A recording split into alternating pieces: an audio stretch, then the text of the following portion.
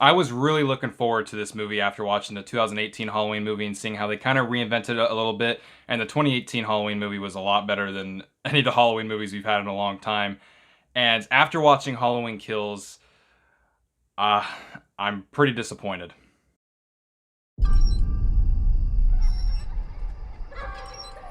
Hey, what are you guys doing out here? It's Halloween. We've been trick-or-treating. Are you alone? There's a creepy man in a white mask, Where? and he keeps like trying to play hide and seek with us. Where did you see him? Look! Run! Go home now! Okay, so Halloween Kills takes place literally immediately right after we saw the last Halloween end, where Michael Myers is trapped in the house, the flames are burning and everything, and Laurie Strode, as well as her daughter Karen and granddaughter Allison, are on the run. And I like the decision that the filmmakers made by having this movie take place immediately after the last one ended, because the movie doesn't lose any momentum within itself, especially if you've just like rewatched that last one going into this movie. All the momentum is going to be in this movie's favor. And had there been like a time skip or anything, I feel like the movie could have lost its momentum there. And before I get into any of the bad things about this movie, as you saw in the intro, I wasn't a huge fan of this movie, and I'm seeing a lot of other people out there kind of having mixed reactions as well. The good things I liked about this movie, I like seeing the return of obviously Laurie Strode. I like seeing the return of the characters that we saw in the 2018 ones, such as Laurie Strode's daughter Karen and her granddaughter Allison. And I like seeing the returning characters that we saw from the original movie, such as like the main ones being like Tommy and Lonnie.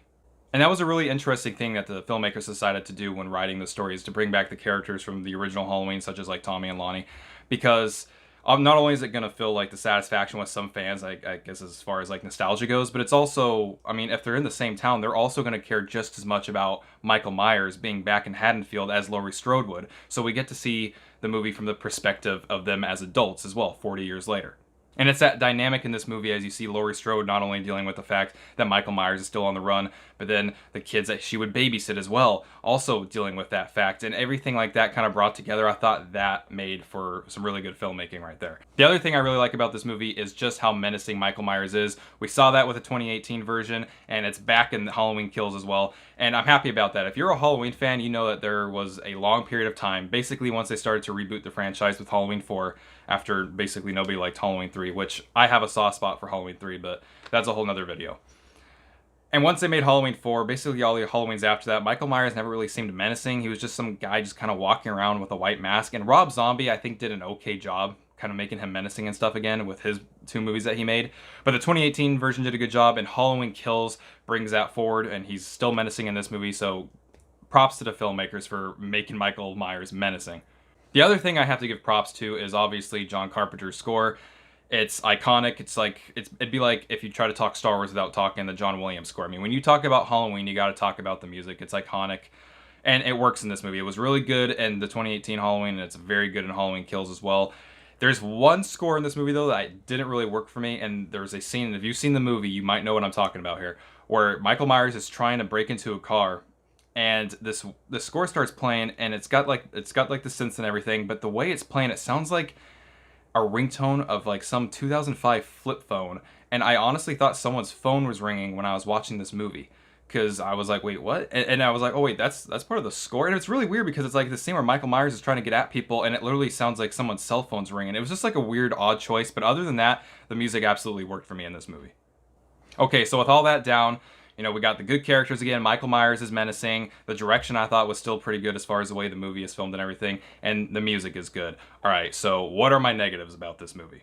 To start off, this movie did something that I did not like in the 2018 version of Halloween. And it brought back comedy in situations that there should not have been comedy in, to the point where whenever there was a tense situation, it would basically just remove all tension from the scene. I mean, I think back to the 2018 Halloween where you have the little kid that the girl was babysitting. I know he's talking about dirty toenails, and he's talking about, oh, there's some dude in my, some dude in my closet, and he's like, oh, fuck it, I'm getting out of here. And it's like, it's meant for laughs, but it's like totally like just making the entire scene like now doesn't even feel like scary anymore. And even as menacing as Michael Myers can be and how huge of a force he looks, it just kind of, it takes away all tension that the scene already built. And that is probably what disappointed me the most about this movie, is the fact that just every time this movie tries to get tense, it just immediately undercuts it with comedy. And I've never understood I get in like action movies and stuff like that, you want to have comedy, and I get comedy gets like the audience going, people have a fun time. But when it comes to movies like Halloween or even some other horror movies like I see being made these days, where there's this like this level of comedy, and it's fine to have comedy in movies, but when you're trying to set up a scene to be tense, like there's a scene in this movie where Michael Myers is in the house, right? And there's these two guys trying to find him, and they're kind of going back and forth, like making funny jokes to each other and stuff. And it's automatically, because the music in the scene, this is what makes it like feel weird. The music in the scene is trying to tell you that this is going to be really tense, but then these two characters are going back and forth with their jokes, and it's very tonally all over the place. And that's when it just starts to just not work, because it's like, all right, you're trying to get me to feel scared. I can tell by the music you're playing and by the way certain things are shot, but then you have these characters talking back and forth to the point where it's no longer scary. The second thing I didn't like, and this is going to have to go as far as their idea, the studio's idea to basically make 3 more Halloween movies, because I think that's where the biggest issue with this movie comes in as far as its story and everything that happens in it goes.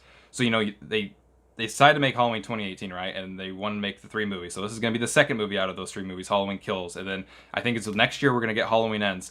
Now, my problem with that is I feel like them being set on this idea of, okay, we're going to make 3 movies. And maybe they had this all planned out. I mean, I'm sure they had a plan or whatever. Or at least I sure hope they did. I hope they didn't like Star Wars this movie as far as what they did with the sequel trilogy and just have no plan going in.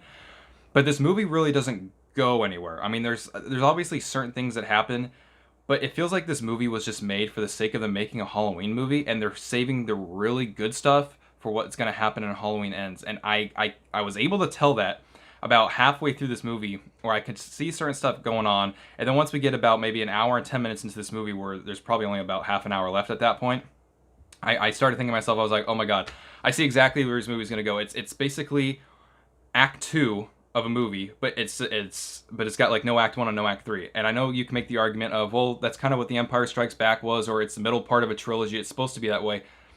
I get that, but it doesn't really go anywhere, and that's my problem with this movie. I almost felt like a waste of time. Like the story doesn't really progress all that much, and there is certain stuff that happens. That's true, but obviously I can't. If you've seen the movie, you know. I'm not going to spoil it here though if you haven't seen the movie. But it really just felt like by the beginning of this movie, there was you had like expectations, and by the end of this movie, it's not that the expectations weren't met. I don't care really if a movie meets my expectations or not. But by the end of this movie, it doesn't feel like we're anywhere different than where we were at the beginning of it. And I feel like that's basically because they wanted to make 3 of these movies, and they said, okay, what are we going to do for this middle part? Okay, we'll do this for the middle part. And they're saving the best for last for part 3. And I feel like them deciding to make a trilogy really kind of hindered this movie itself, Halloween Kills. I feel like they really should have just, I don't know. They should have just done something different. Like, I have no idea what their plans are in the next Halloween movie, obviously, so I don't know. Maybe by the time the next Halloween movie comes out, this movie will maybe be seen in a better light for me. But as of right now, this just kind of seems like a movie they just said, okay, well, we're going to put it out there, and we're going to save our best stuff for when we make Halloween Ends.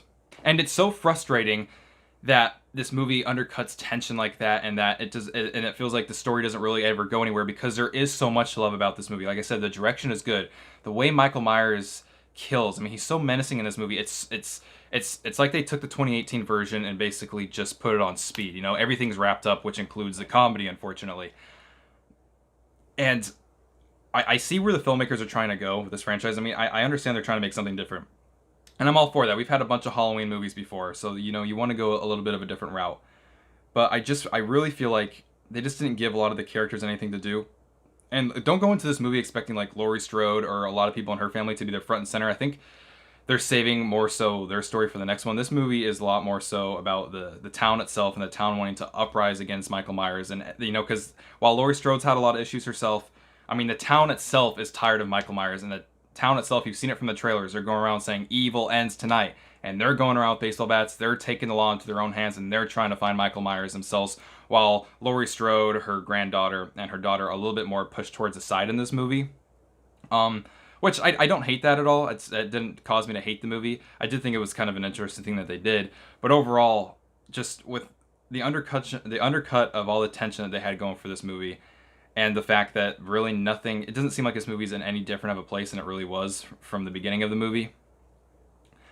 I was quite disappointed in it, and I really hope that Halloween Ends kind of makes up for it, because as of right now, this kind of just seems like a second installment in something that they just wanted to kind of put out there, get their money from the box office, you know, have Michael Myers kill some people, but have nothing really go too many places in the story. And that's, I think, where I'm most critical about this movie, because listen, I like the Halloween movies. A lot of them are garbage, right? But they're fun garbage at the same time. And this movie's not garbage. I don't want to give anybody the wrong idea and act like this movie's terrible or anything. There's, like I said, the filmmaking's good, the score is good, the acting's good. I mean, the movie is not a terrible movie, but I was disappointed in it because as a Halloween fan and as a fan of horror movies, when something's trying to be scary and it doesn't allow itself to be scary because it undercuts itself with comedy, or the story doesn't really move forward to the place where you're paying to go and see a movie and you want to see a good developing story, especially when this is like the third part, really, because, you know, you got Halloween 1978, Halloween 2018, and now you got Halloween Kills. This is the third part to this story,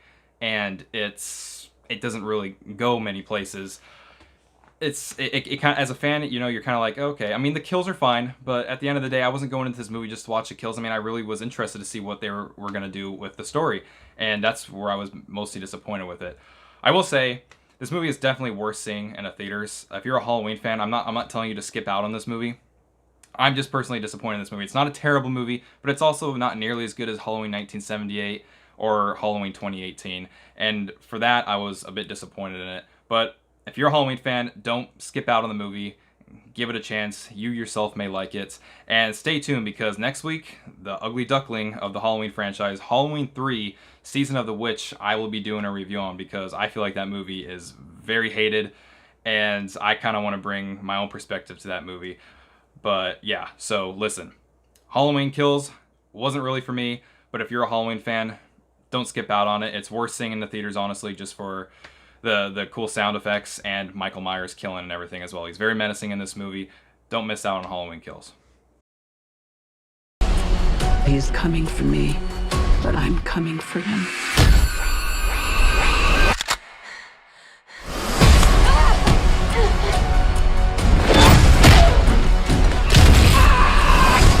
You want to kill someone? Take me! Michael! I want to take his mask off and see the life leave his eyes.